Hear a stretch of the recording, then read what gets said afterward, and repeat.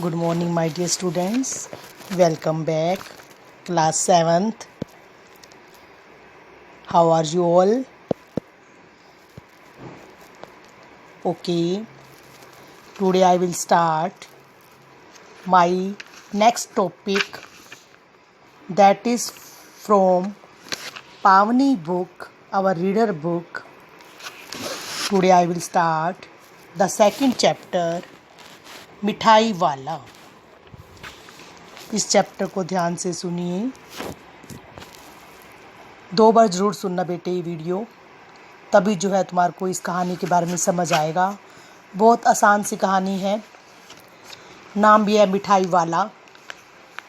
सुनिए ध्यान से और साथ साथ देखते भी रहिए। दूसरों के सुख में अपना सुख ढूंढना, दूसरों की खुशी को अपनी खुशी मानकर उसे बांटना सबसे बड़ा सुख है। इस सुख का अनुभव करना जीवन का सबसे बड़ा संतोष है। मतलब औरों को खुश रखना सबसे बड़ी खुशी है। यह संतोष संसार की सबसे बड़ी पूंजी है, सबसे बड़ी धन दौलत है। जिसने इस सुख और संतोष को पा लिया, वह संसार का सबसे सुखी और धनी व्यक्ति है। भी जो लोग औरों को खुश रखता है ना, वही सबसे धनी व्यक्ति है। प्रस्तुत कहानी एक ऐसे व्यक्ति की कहानी है जो संसार के सभी बच्चों में अपने बच्चों की छवि देखता है। मतलब उसे लगता है कि औरों के बच्चे भी मेरे बच्चे हैं। वह अपनी सारी संपत्ति उन बच्चों पर लुटाकर उनके चेहरों पर मुस्कान लाता है। इसी में ही उसे संतोष मिलता है। संतोष मतलब खुशी, सेटिस्फेक्शन। बहुत ही मीठे स्वरों के साथ वह गलियों में घूमता हुआ कहता, बच्चों को बहलाने वाला, खिलौने वाला।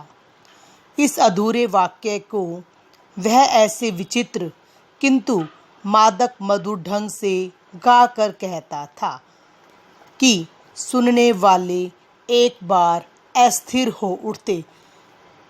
उसके स्नेह अभिषक्त कंठ से फूटा हुआ गान सुनकर निकट के मकानों में हलचल मच जाती। छोटे छोटे बच्चों को अपनी गोद में लिए युवतियाँ चिक्कों को उठाकर, चिक होती ना चटाई जो बांसों की बनी होती है, अपने हर घरों में लगी होती है, पीछे कपड़ा लगा होता है, चिक्कों को उठाकर छज्जों पर नीचे झांकने लगती।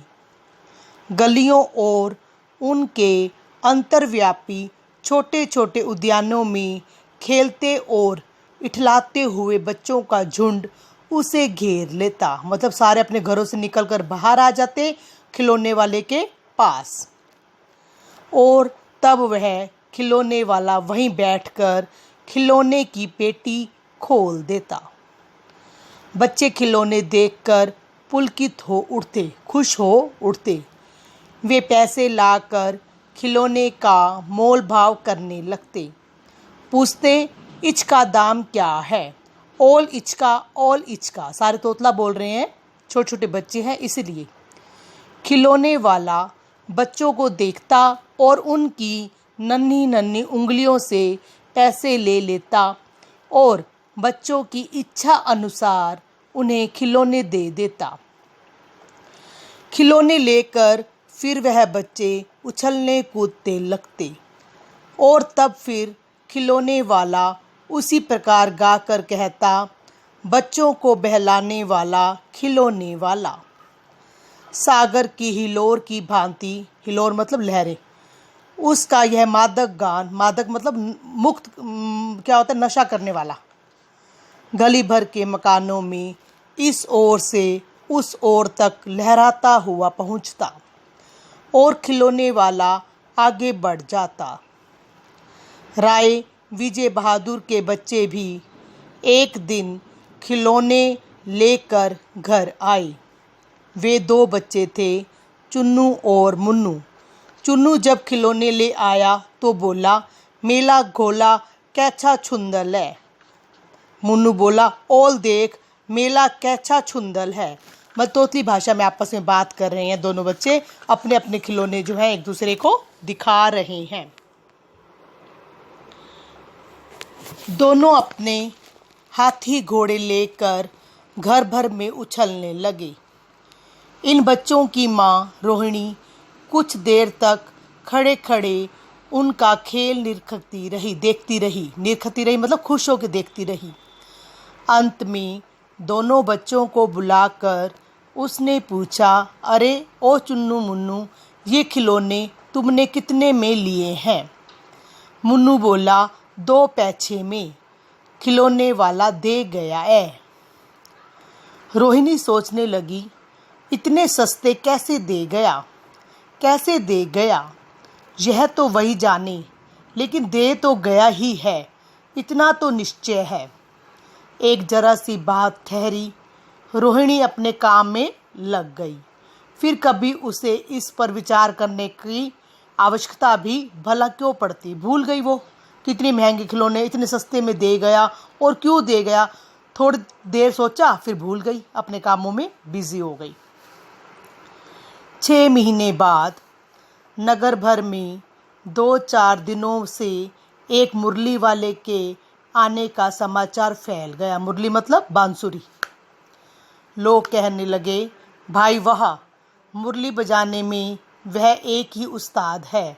मुरली बजाकर गाना सुनाकर वह मुरली बेचता भी है, सो भी 2 पैसे में, इतने सस्ते में सिर्फ 2 पैसे लेता है और सुनाता भी है और बेच भी जाता है।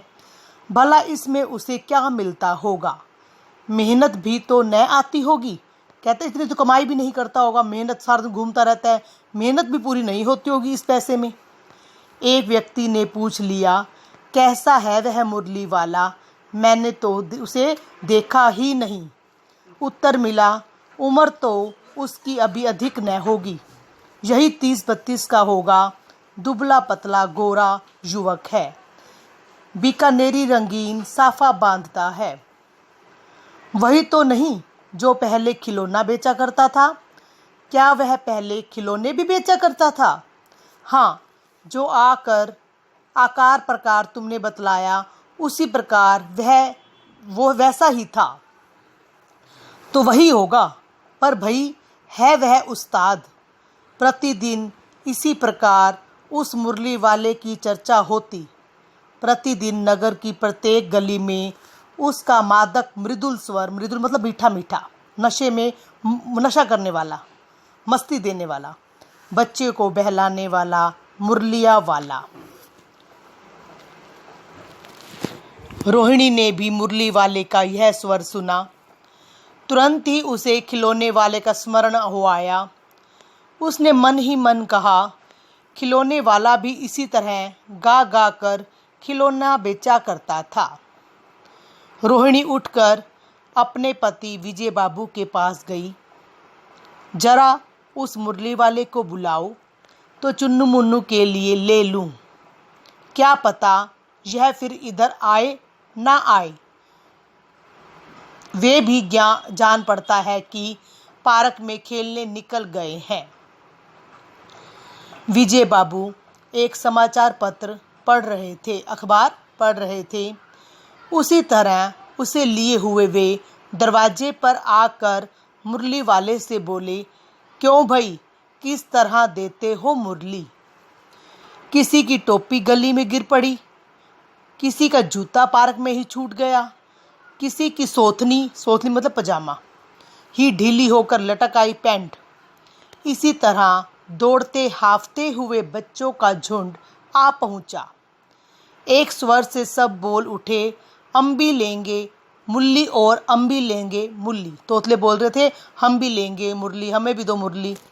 मुरली वाला हर्ष से गदगद हो उठा, खुश हो गया। सबको देंगे भैया, लेकिन जरा रुको, ठहरो, एक एक को देने दो। अभी इतनी जल्दी हम कहीं लौट थोड़े ही जाएंगे। बेचैन तो आए ही हैं, बेचने तो आए ही हैं, और है भी इसी समय मेरे पास एक दो थोड़ी है, मेरे पास पूरी 57 है। 57 मतलब 57। हाँ बाबूजी, क्या पूछा था आपने? कितने में दी? दी तो वैसे 3-3 पैसे के हिसाब से है, पर आपको 2-2 पैसे में ही दे दूंगा। विजय बाबू भीतर बाहर दोनों रूपों में मुस्कुरा दिए। मन ही मन कहने लगे, कैसा है? देता तो सबको इसी भाव से है, पर मुझ पर उल्टा एहसान लाद रहा है। फिर बोले, तुम लोगों को झूठ बोलने की आदत होती है। देते होंगे सभी को 2-2 पैसे में, पर एहसान का बोझा मेरे ऊपर ही लाद रहे हो। मुरली वाला एकदम अप्रतिभ हो उठा। बोला, आपको क्या पता बाबूजी कि इनकी असली लागत क्या है?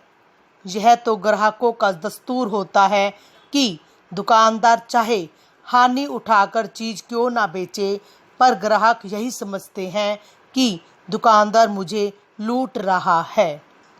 आप भला काहे को विश्वास करेंगे? लेकिन सच पूछिए तो बाबूजी, असली दाम 2 ही पैसा है। आप कहीं से 2 पैसे में ये मुरली नहीं पा सकते।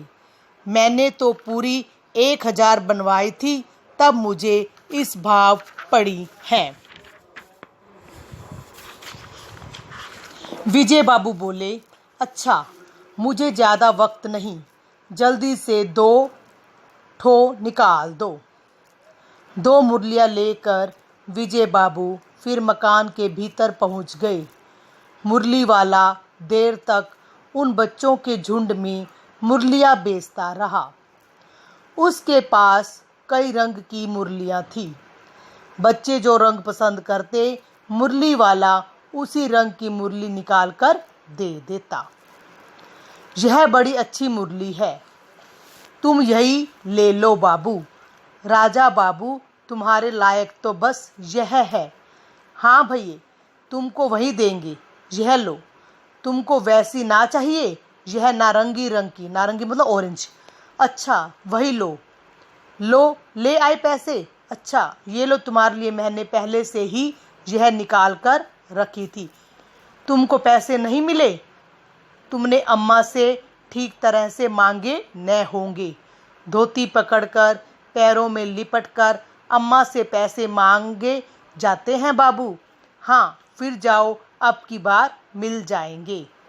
दुवन्नी है तो क्या हुआ? ये लो, पैसे वापस लो।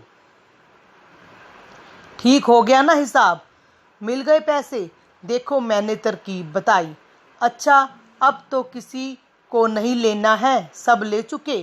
तुम्हारी माँ के पास पैसे नहीं हैं? अच्छा, तुम भी ले लो। अच्छा, तो अब मैं चलता हूँ। मतलब सब बच्चों के पसंद की मुरलियाँ बेच रहा था, खुश होके दे रहा था। जिसके पास पैसे नहीं थे उसको भी दे रहा था। मतलब इस प्रकार का मुरली वाला फिर आगे बढ़ गया, चला गया। आज अपने मकान में बैठी हुई रोहिणी मुरली वाले की सारी बातें सुनती रही। आज भी उसने अनुभव किया, बच्चों के साथ इतने प्यार से बातें करने वाला फेरी वाला मतलब गली गली में सामान बेचने वाला पहले कभी नहीं आया। फिर वह सौदा भी कैसा सस्ता बेचता है, भला आदमी जान पड़ता है। समय की बात है, जो बेचारा इस तरह मारा मारा फिरता है, पेट जो ना कराए सो थोड़ा। इसी समय मुरली वाले का क्षीण स्वर दूसरी निकट की गली से सुनाई पड़ा। बच्चों को बहलाने वाला मुरलिया वाला, मुरलिया वाला। रोहिणी इसे सुनकर मन ही मन कहने लगी, और स्वर कैसा मीठा है इसका।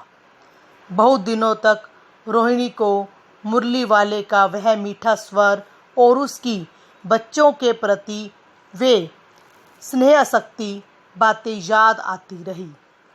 महीने के महीने बीत गए और चले गए।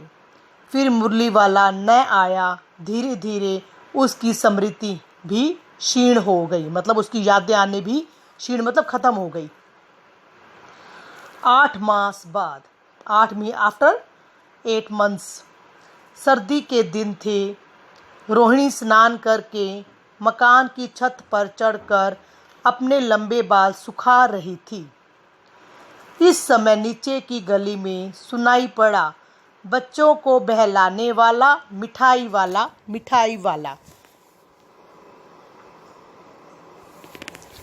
मिठाई वाले का स्वर उसके लिए परिचित था, मतलब जाना पहचाना, उसको याद आ गया। झट से रोहिणी नीचे उतर आई। उस समय उसके पति मकान में नहीं थे। हाँ, उनकी वृद्धा दादी जी थी। रोहिणी उनके निकट आकर बोली, दादी, चुन्नू मुन्नू के लिए मिठाई लेनी है, ज़रा कमरे में चलकर ठहराओ। मैं उधर कैसे जाऊं, कोई आता न हो, जरा हटकर मैं भी चिक की ओट में बैठी रहूंगी।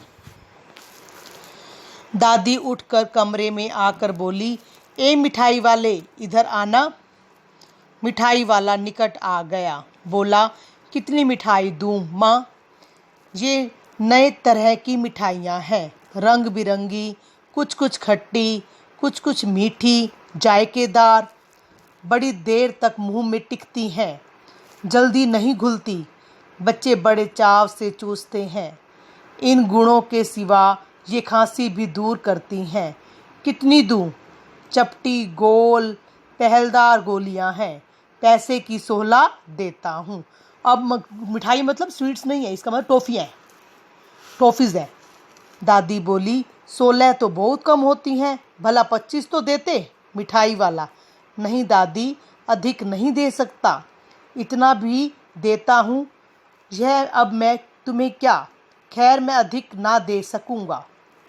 रोहिणी दादी के पास ही थी, बोली, दादी फिर भी काफ़ी सस्ता दे रहा है, 4 पैसे की ले लो। यह रहे पैसे। मिठाई वाला मिठाइयाँ गिनने लगा। तो 4 की दे दो। अच्छा 25 नहीं सही 20 तो दो। अरे हाँ, मैं बूढ़ी हुई, मोल भाव अब मुझे ज़्यादा करना आता ही नहीं। कहते हुए दादी के पोपले मुंह से जरा सी मुस्कुराहट फूट निकली।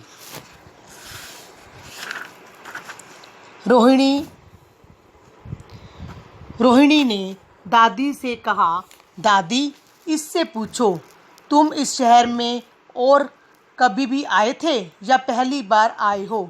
यहाँ के निवासी हो तुम तो नहीं? दादी ने इस कथन को दोहराने की चेष्टा की ही थी कि मिठाई वाले ने उत्तर दिया, पहली बार नहीं आया और कई बार भी आ चुका हूँ। रोहिणी चिक की आड़ से ही बोली, पहले यही मिठाई बेचते हुए आए थे या और कोई चीज़ लेकर? मिठाई वाला हर्ष, संशय और विस्मय आदि भावों में डूबकर बोला, इससे पहले मुरली लेकर आया था और उससे पहले मैं खिलौने लेकर। रोहिणी का अनुमान ठीक निकला। अब तो वह उससे और भी कुछ पूछने के लिए अस्थिर हो गई। वह बोली, इन व्यवसायों से भला, मतलब जो तुम गली में सामान बेच रहे हो, तुम्हें क्या मिलता होगा?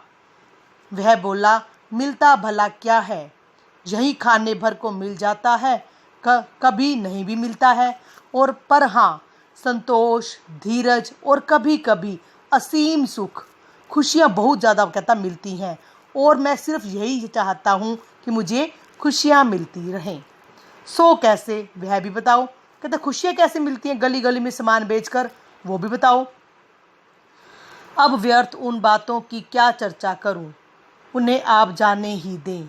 उन बातों को सुनकर आपको दुख ही होगा। जब इतना बताया है तब और भी बता दो, मैं बहुत उत्सुक हूँ सुनने के लिए। तुम्हारा हर्जा ना होगा? कहते तुम्हारा कोई नुकसान तो होगा नहीं, मैं सुनना चाहती हूँ कि तुम इतने खुश होकर गली में इतना सस्ता सामान क्यों बेच रहे हो? मिठाई मैं और भी ले लूँगी। अतिशय गंभीरता के साथ मिठाई वाले ने कहा, मैं भी अपने नगर का एक प्रतिष्ठित आदमी था, माना हुआ अमीर व्यक्ति था। मकान, व्यवसाय, गाड़ी, घोड़े, नौकर चाकर सभी कुछ था। स्त्री थी, छोटे छोटे 2 बच्चे भी थे। मेरा वह सोने का संसार था। बाहर संपत्ति का वैभव था, भीतर संसारिक सुख था। स्त्री सुंदर थी, मेरी प्राण थी। बच्चे ऐसे सुंदर थे जैसे सोने के सजीव खिलौने। संजीव मतलब जीवित। उनकी अटखेलियों के मारे घर में कोलाहल मचा रहता था। कोलाहल मतलब शोर, एंजॉय, मजे मजाक चलते रहते थे। समय की गति, कहता पर समय ऐसा आ गया, विधाता की लीला, भगवान की लीला, अब कोई नहीं है। दादी, प्राण निकाले नहीं निकले, इसीलिए अपने उन बच्चों की खोज में निकला हूँ। वे सब अंत में होंगे तो यहीं कहीं, आखिर कहीं ना जन्मे ही होंगे। उस तरह रहता, घुल घुल कर मरता, इस तरह सुख संतोष के साथ मरूंगा। इस तरह के जीवन में कभी कभी आपने उन बच्चों की एक झलक से मिल जाती है। ऐसा जान पड़ता है जैसे वे इन्हीं में उछल उछल कर हंस खेल रहे हैं। पैसों की कमी थोड़े ही है, आपकी दया से पैसे तो काफ़ी हैं। जो नहीं है इस तरह उसी को पा जाता हूँ। मतलब सारा परिवार था उसका, हंसता खेलता हुआ, वाइफ थी, बच्चे थे, बहुत ही अमीर परिवार का था। कहता लेकिन विधाता की लीला थी, भगवान की मर्जी थी, सारा कुछ खत्म हो गया। रोहिणी ने अब मिठाई वाले की ओर देखा, उसकी आंखें आंसुओं से तर हैं, रोने लगी। मतलब इसी समय चुन्नू मुन्नू आ गई। रोहिणी से लिपटकर उसका आंचल पकड़कर बोले, अम्मा मिठाई मुझसे लो। यह कहकर तत्काल कागज की 2 पुड़ियाँ मिठाइयों से भरी मिठाई वाले ने चुन्नू मुन्नू को दे दी। रोहिणी ने भीतर से पैसे फेंक दिए। मिठाई वाले ने पेटी उठाई और कहा, अब इस बार ये पैसे ना लूँगा। दादी बोली, अरे अरे नाना, पैसे लिए जा भाई। तब तक आगे फिर सुनाई पड़ा उसी प्रकार मादक मृदुक स्वर में, बच्चों को बहलाने वाला मिठाई वाला, मिठाई वाला। ये कहानी किसकी थी? भगवती प्रसाद वाजपेयी जी की। बहुत ही इंटरेस्टिंग कहानी थी, लेकिन आपने इसको 2 बार सुनना है ज़रूर। इसके बाद इसके जो क्वेश्चन आंसर हैं, शब्द अर्थ हैं, वो मैं आपको व्हाट्सएप के द्वारा ग्रुप में सेंड कर दूंगी। कहानी को 2 बार सुनने के बाद ही आंसर पूछना। कोई जो है प्रॉब्लम है, क्वायरीज हो, लेना। पहले 3 या 2 बार कहानी को सुनना, अपने आप क्वेश्चन बनाने के लिए सोचना। धन्यवाद। जय हिंद, जय Bharat. Stay home, stay safe.